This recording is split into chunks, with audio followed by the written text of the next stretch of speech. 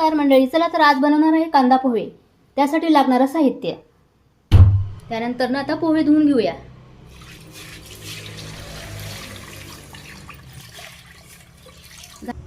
पोहे धुवून झालेले आहेत, आता झाकून ठेवूया 2 मिनिटांसाठी. तर आता शेंगदाणे तळून घेऊया. शेंगदाणे तळून झालेले आहेत, आता प्लेटमध्ये काढून घेऊया. कांदा बारीक चिरून घेऊया. कांदा बारीक चिरून झालेला आहे. आता मिरची बारीक करून घेऊया. कोथिंबीर बारीक चिरून घेऊया.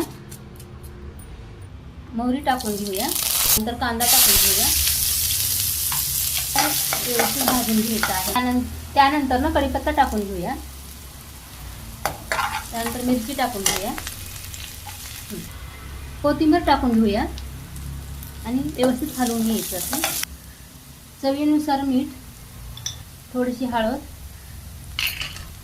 व्यवस्थित हलवून घेऊया. त्यानंतर पोहे टाकून घेऊया.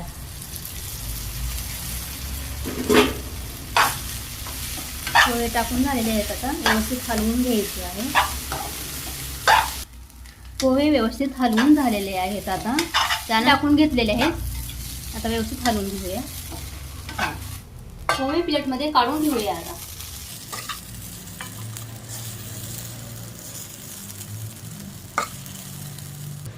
आता आपण शेव टाकून घेऊया